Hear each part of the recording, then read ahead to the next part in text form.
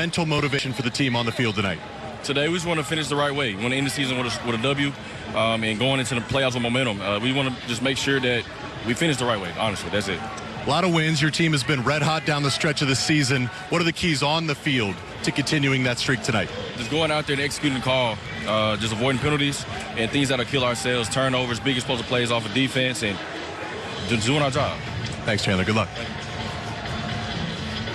Now Chris Redmond and Ted Ginn Jr. We were talking with Chris Redmond before the game. He said, for us to get to where we're at right now after an 0-3 start, a testament to our players and coaches. He said, we're playing the best we've played all year right now. They're really trending in the right direction, Joel, as they head to the postseason. They really are, and a lot of that has been Chandler Rogers, like we already talked about. Ted Ginn, though, his team got that infusion from Jalen Morton at the quarterback position a week ago. They're looking towards the future. Is Jalen Morton part of that future at that position?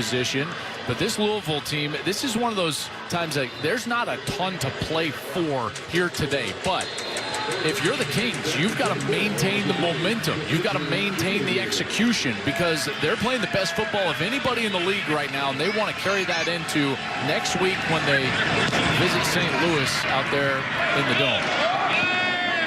Kickoff fielded at the 10, and here we go. Columbus, after Louisville won the toss, gets the football on the return to the 27-yard line.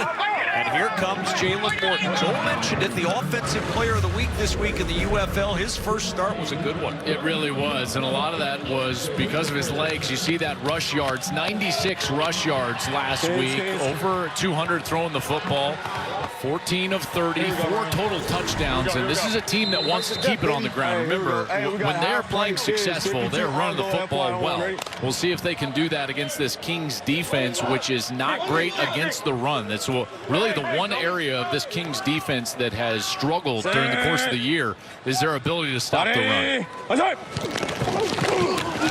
First down, Morton under some pressure, has to get rid of it on the sideline. He throws the interception, and a walk-in pick six on play number 1 for Eric Garrett.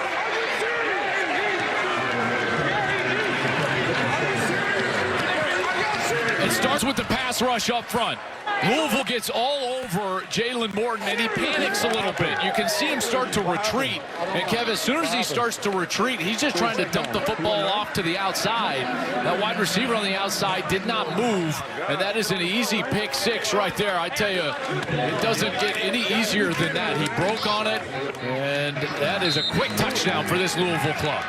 And this Kings team takes the ball away better than anybody in the UFL. That is their 16th takeaway in the last 5+ games. And a pick six for Eric Garrett with the extra point makes it 7-0 Louisville. What a start for this Kings defense. Well, here's the outside and the structure outside. You can see Garrard, he's just chasing the outlet out there, and he reads it the entire way. And you can tell Tay Martin, who is the leading receiver for this group on offense, he works out of the slot, but you see the pressure in the backfield. And there's where Morton just kind of falls off of his back foot. He's trying to get that ball outside, but you cannot do that. These defenders are too good. And that winds up in the end zone going the other direction. Look at him trying to fall away from the pressure right there. You cannot make that throw late like that. You're going to get a defender breaking across the face, and that's exactly what happens. 3rd pick six this season for Louisville. 17th takeaway of the year, and a +8 now turnover margin, the best in the UFL. We talked about Chandler Rogers at the top. He's a big reason why they're in the postseason. Joel, that defense and the way they've played, the way they pressured the quarterback, the way they've taken the ball away, it's a huge contributing factor as well. Well, pressure always leads to poor decisions from the quarterback, and that's something they've got with Cam Gill rushing the quarterback. He gets after the passer with so much efficiency. He's got 10 sacks on the year. Good return by Elijah Blades out to the 34-yard line. We'll see how Jalen Morton bounces back from a rough first 13 seconds of this game. Now 20 seconds in, And already 7-0 Louisville. Well, I would just assume that Todd Haley, the offensive coordinator, is going to try to get right to the ground game, because you can't put him back there to throw it after that. That's just shell-shock territory. Without Zaquandre White today, officially under the weather per the Columbus Aviators, so John Lovett's going to carry a lot of the load with Toa at the running back spot. Got a big guy in the backfield, Ryan Nelson, lined up in the fullback spot. Here's Lovett trying to get it to the outside, and he cannot get away from Jaheim Thomas as we check in with Jake Button. Yeah, guys, I was talking to Columbus offensive coordinator Todd Haley pregame, and he told me Jalen Morton as a quarterback reminds him of a young Ben Roethlisberger in the sense he has the chance and the ability to make some special plays, but like you saw in that pick six, occasionally he's going to make those plays that make you pull your hair out. The goal for him is to start to eliminate some of those mistakes, but a bad start to the game for Morton. 180. 2nd and 9. Backfield, it's Lovett up the sideline. He's got a first down. And out of bounds at the 46, but a flag down.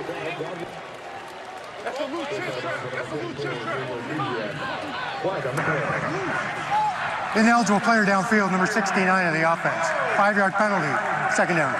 Cole Cabral costs an 11-yard gain. All right, with Columbus on offense, Joel, who do you have as players to watch? Well, John Lovett is certainly one of those guys. They've got to get the run game going when they do throw the football. Last week, a guy, Kiki Chisholm, on the outside, he had a big day, 3 catches for over 50 yards. And then defensively for this Louisville group, I already mentioned Cam Gill. I think he is the leading candidate for Defensive Player of the Year here in the UFL. Has set a UFL single-season record with those 10 sacks. And then Corey Mayfield on the outside. Mayfield on the outside, 4 interceptions this year. He missed last week with an injury, but he's got 4 picks already. This is a guy that can get after the ball, there's no doubt. And again, this team, they picked the ball off. 13 interceptions now after that pick 6 earlier in this game. 180. Pick the ball off, and they pick the flag up. It's first down after the 11-yard gain, and here's Morton using his legs, and Morton on the zone read into Louisville territory and out of bounds near the 47. Well, it's just that read on the outside. So here you go. You're going to get eyes on the defensive end. So you're going to read this defensive end right here. If he crashes down, then you're just going to get on the outside. There he goes. So he squeezes down, and there's Morton on the outside. He's certainly got the elusiveness. He's a big player as well. He's 6'4", 226. So he's certainly sturdy enough to carry the football. The 7-yard gain. It's 2nd and 3. Ball across midfield. So the punt off the table for Columbus. 2nd and 3. Drive up the middle for the first down. And Lovett moves the chains for Columbus. Kings. It's been the ground game all year for Columbus. They are the 2nd best rushing offense in the UFL, almost 135 yards per game on the ground. And the key for them, Kev, is the consistency running the football. Todd Haley knows that. You know, they do not throw the ball well down the field. Covered on the line of scrimmage. 5-yard penalty, still 2nd down. What? No, he was not. No, he wasn't. He was on. They're saying that was an illegal formation, but number 58, who is the tackle, Bless Harris, they're saying that he was off the line of scrimmage and uncovered. I believe that's right. All right, we got change Their right. Tight end, Cam McDonald, was off the line.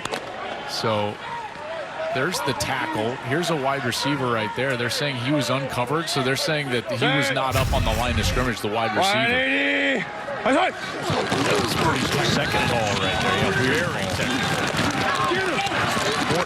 trying to find room to the outside and out of bounds near midfield. It'll set up a 3rd down and 6 coming up for Columbus. And this defense led by Jamie Sharper, teammates with head coach Chris Redmond. In scoring defense, they're not great against the run, and that's one thing that they're going to have to decide today, because you know Columbus is going to try to run the football. Again, they run the football 2nd most in the league, almost 30 rushes per game, so they've got to decide how many resources they're going to commit to stopping the run.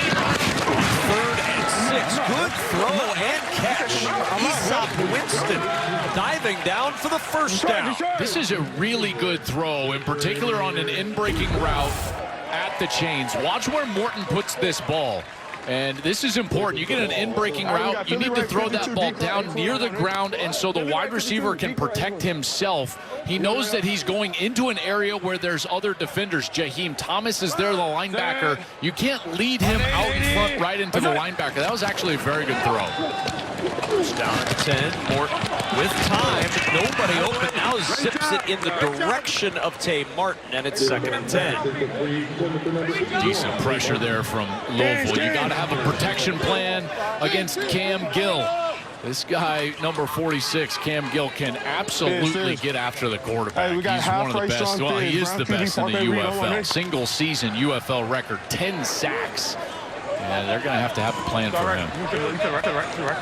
Set. 180. That's right. 2nd and 10. Fake to give to Tay Martin. Keeping it up the middle is Morton. He wriggles down to the 39-yard line of the grasp of Jalen Allen. Brings up 3rd down and long for Columbus. Yeah, and they're across the 50 here, so this is not a punting zone. And you look at what they've got from a kicking perspective. Jonah Thomas, he's only attempted 2 field goals this year so far. He was signed late. Now, he has made 93 career field goals going back to his college career at Boise State, but this one would be a long one. This would be about 58. 180. Hit from 48 in his first opportunity last week. Morton tossed and dropped. Had the open man in Cam McDonald, and McDonald started to turn upfield before he tucked it away. He sure did. I don't know if he gets to the sticks, even if he catches this ball. I think that the defense was too good. Good throw right here. I mean, it's right out in front, but you can see the defenders closing right there. Cam Dantzler on the outside, number 3. He's doing a good job. Guerrero is in there as well, and now we're going to get the long field goal attempt. So Jonah Thomas, who came in mid-May when Brian Coe was released. He's the all-time leading scorer at Boise State. Career-long 56-yarder in college. This is 58. Jake Butt talked with him pregame, said he feels good from this range. 58 yards for 3 in the drive by Dalmas. It is right down the middle, and it's good by plenty. No wonder he told Jake Butt he felt good from 58. He was good from 58. 9:51 to go in this first quarter. And Jonah Dalmas banging one home from Jalen Morton to lead them down and get that field goal. Yeah, lead on the run game a little bit, but he also threw a couple of really nice passes to lead them into field goal range. And how about the kick, by the way? I mean, my goodness, great call by you, but Dalmas just banging it home. To the 25, that ball is out. Tyler Hudson coughs it up. And Columbus saying they have it, and they do. Let's go. Well, this was awful close to his left knee being down. He's getting kind of tripped up at one point. I believe Jalen Walker was the first player in there, number 57. So watch as Hudson, there's 57 right here. He gets after the legs, okay? He's still got control of the ball. And then it comes loose as that left knee was starting to head down to the turf. But it looks to me like that ball was coming loose before he was down. There's the contact, left knee not quite down. Tough picture right there, but certainly rules fumble on the field. I don't know if there's going to be enough to overturn this one. Xavier Benson with the hit, Fred Tompkins with the recovery, and a fumble by Hudson gives it right back to Columbus. And good physical hit right there. Clearly out. Knee is not down. There it's down. Ball's clearly out. And what a break for Columbus. And Chandler Rogers has got to be sitting over there like, man, I can't even get on the field. Louisville's yet to take an offensive snap. And now this is the 3rd possession for the Aviators. From the 25-yard line, and Jalen Morton will go right back to work. 4-man rush for Louisville. Morton steps up into the pocket and missing on the sidelines. His open back toe it's out. Well, what a golden opportunity here for Columbus. I mean, the game could not have started off worse. You throw a pick 6 right out of the gate. But how about them clawing back right away? They drive down the field, get the field goal. Big special teams play to provide a short field. But as Ted Ginn knows, he's got to get this ball in the end zone. This is something that they do not excel at. I told you earlier, they don't throw it down the field very much. They're only 1 for 17 this year on passes thrown over 20 yards down the field. 2nd down and 10. The turn and the give. Looking for some space. It's Tower who gets a couple, and now it's it's 3rd and long for Columbus, trying to cash in on that fumble handed to them at the 25-yard line. I think you got to get Morton out on the edge. I think his legs need to be a factor here, whether it's some sort of RPO run-pass option or just a zone read where he's reading the defensive end and getting himself on the edge if there is a crash. But I think Morton's legs have to show up here. And remember, a lot of his runs last week scrambled, so even if it's covered up downfield, he can take off. From the 23 on 3rd and 8. Morton throwing on the run for the end zone, coming back to get a touchdown. It's Kiki Chisholm. We talked about him in the pregame, and he delivers for 6 here in the first.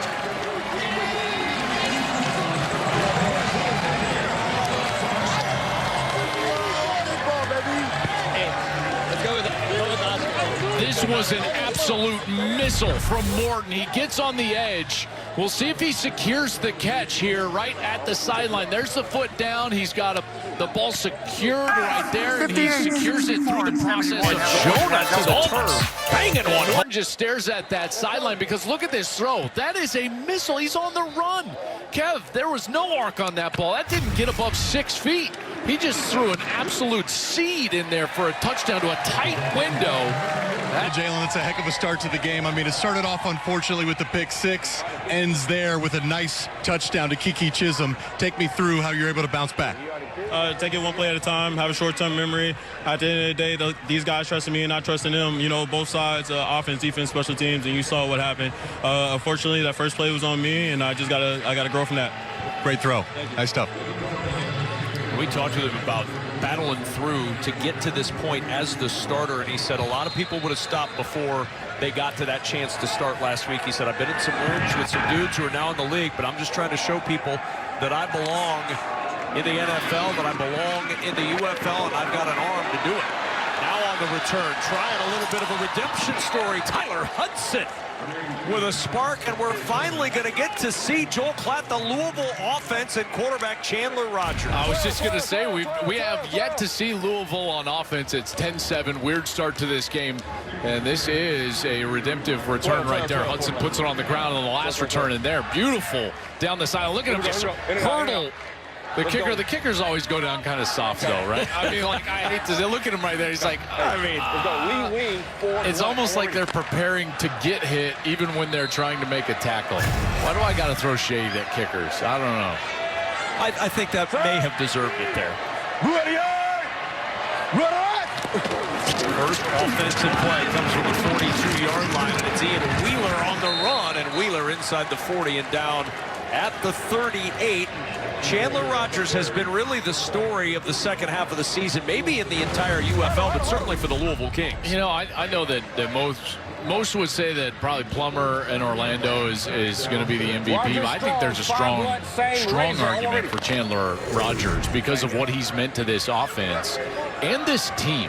And you think about who's playing the best football right now as we head into the playoffs. I think it's Louisville, winners of 5 of 6, and he's a big reason why. Wheeler again up the middle to the 35-yard line, and it'll bring up a 3rd down. And now Chandler Rogers, we don't expect to see him more than 2 series in this game. Chris Redmond wants to make sure he is healthy and ready to go for the playoffs next week. But the last 5 games, you cannot argue with the results. 30 points per game with Chandler Rogers at the helm. I mean, they're the #2 scoring offense in the league, and it did not start out great. They lost 15-13 to Birmingham, 19-9 to Orlando. Then they finally got a little bit of juice offensively, scored 27, but lost. And then here in the last few weeks, 30, 33, 37, they're rolling. Wheeler can't get free. On 3rd down, he is stopped short. Good ankle tackle by Fred Tompkins, who recovered the fumble on the kick return. And now 4th and 3.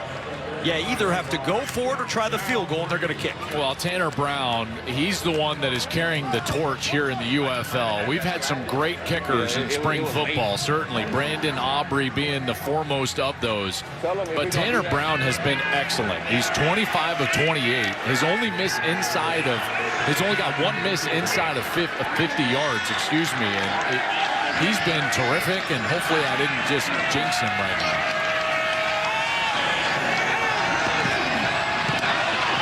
Brown's kick is deflected. as the kick is blocked and goes wide left. But we'll see about that flag. Did they get an early start? I think they did. Offside. Number 15 was in neutral zone of the defense. This 5-yard penalty results in a first down. Well, the rush is coming from this side right over here, but you're going to see the early get off right there. Just a little bit early. That's what allows him to get in there. I'm giving a sigh of relief because I gave the announcers jinx, of course, and it gets blocked right away. So I'm not going to say anything right now, although this one is inside of 50. I'm just not going to say anything, but they got a first down. I never would have even brought it up, Joel. Wheeler. Bounce into the outside. One tackle missed and out of bounds after a 9-yard run at the 21. You know, these are those moments that you got to take advantage of. You get a free first down like that, and you got to make them pay. That's what good teams do. And obviously a mistake on the other side, a little bit of an early start. You get a free set of downs, and now the good teams go and execute and put the ball in the end zone.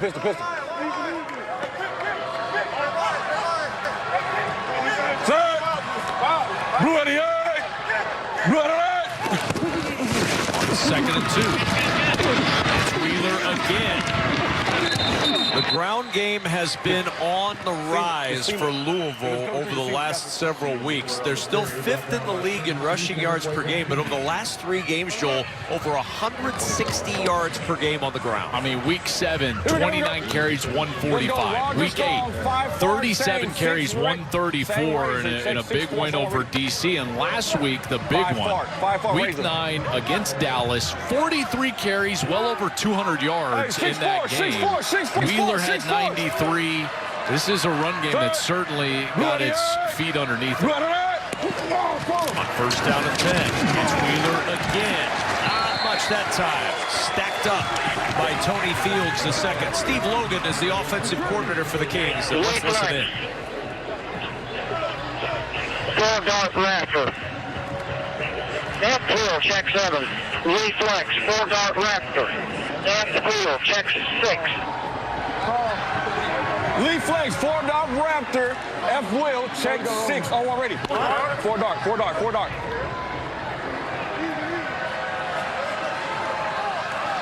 Let's go. Here we go. Second and 9. Rodgers, he'll tuck it, he'll run. He's got the corner, he's got the touchdown.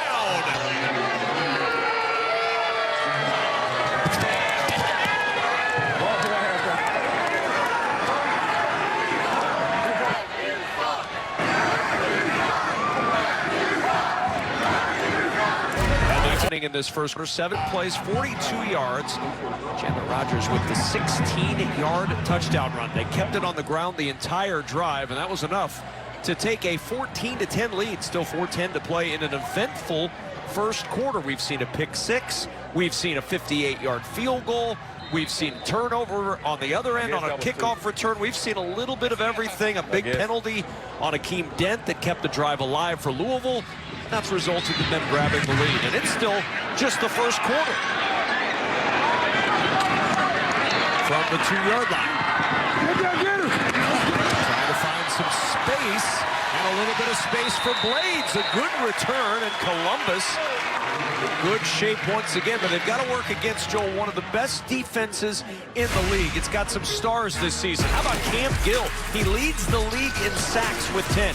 Corey Mayfield Jr. was out last week. He's back this week, leads the league in interceptions. And Jaheim Thomas, well, he has just been a tackling machine. It's a tough task going against Jamie Sharper's Louisville Kings defense this season. Well, I tell you, every great defense has stars and great players on every level of their defense. That's exactly the way that Louisville is built. A star in Cam Gill up at the line of scrimmage. Jaheim Thomas at the second level, number 18. And then in the back end, Corey Mayfield, number 12. And it's just tough. You maintain those levels, and you're a good defense.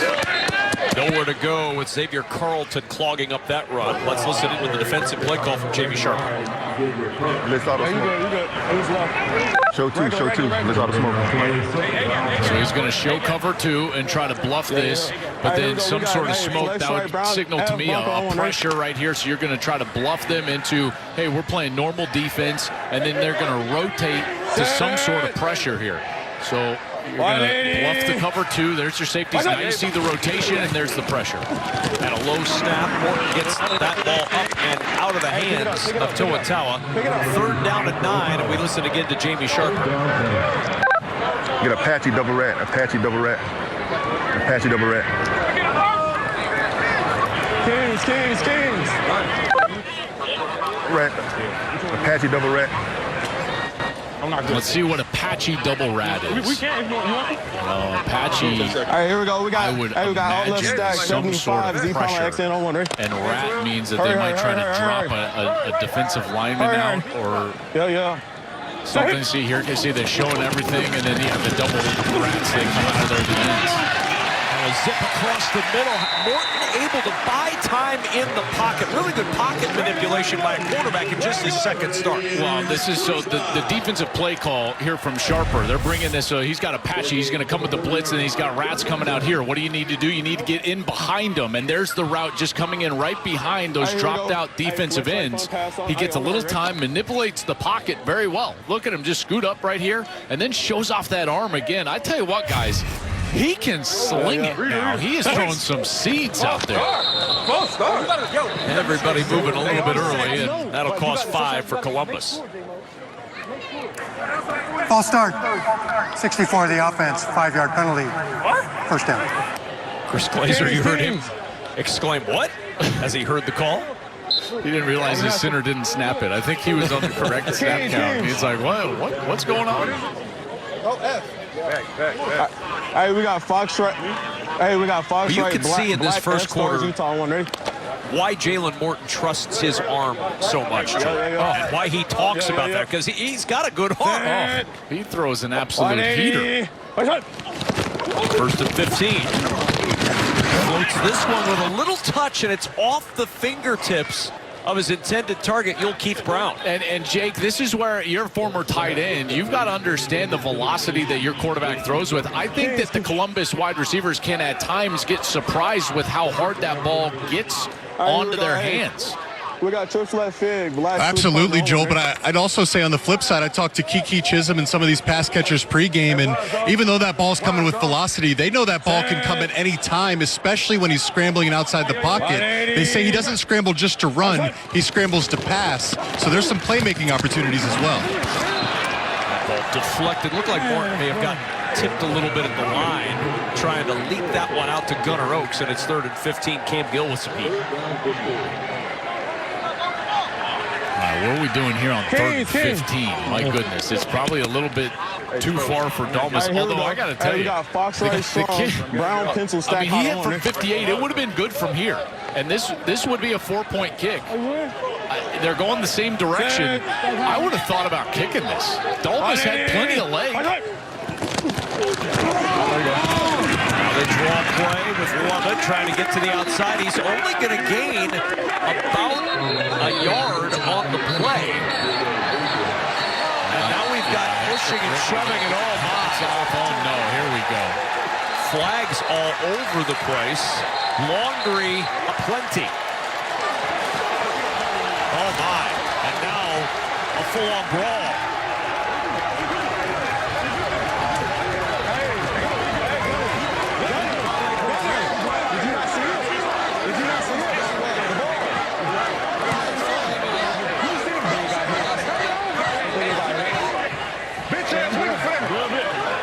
Helmets off all over the place on this field.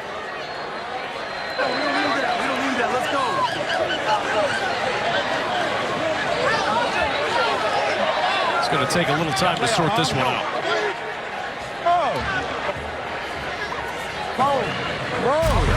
I'm talking about the ball.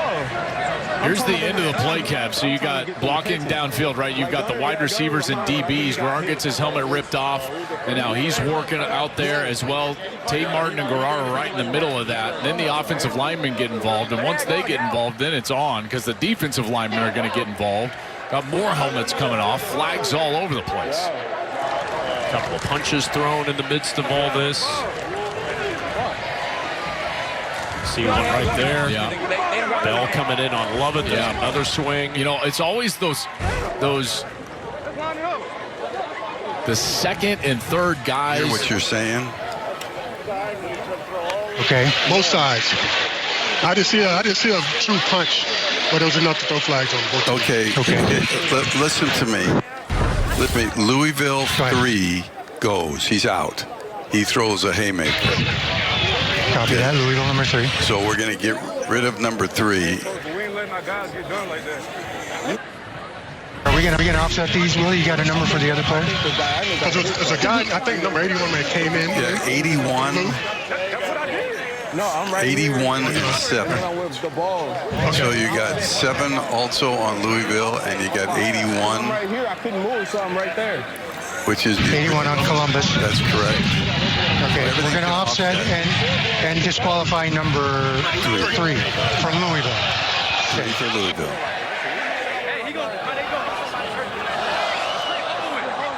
Are 3 and 7 both ejected? 3 only. Unless you want to eject 7. But from our standpoint, it's only 3. There are multiple fouls after the play. Personal foul, unnecessary roughness on Columbus, number 81. Personal foul, unnecessary roughness, number 7, Louisville. Flagrant personal foul, number 3 for Louisville. Number 3 is ejected for the remainder of the game. So Cam Dantzler, former third-round pick of the Vikings. The penalty's offset. The reason he's been ejected from the game, it was a right cross to the helmet of John Lovett that gets him booted out of this one. Yeah, that was pretty obvious. And again, it's never the immediate action. You know, you can have some unsportsmanlike, but then you get, there it is right there. He just throws a huge right cross, like you said. This is not MMA. And he's going to be ejected. We will... He is not suspended for next week. The ejection does not carry a 1-game suspension with it for the following week. So Cam Dantzler will be eligible to play in the playoffs next week for Louisville, but his regular season ends early. 71, 77 have reported as eligible. So now Jonah Dalmas will come on and try a long field goal here for Columbus. This is going to be a 4-point attempt here. He had the leg. He kicked 58. I know. All right, this from 61. He was hitting from 63 in warm-ups. Good snap and hold. Dalmas's kick for 4 points on the way. It is good.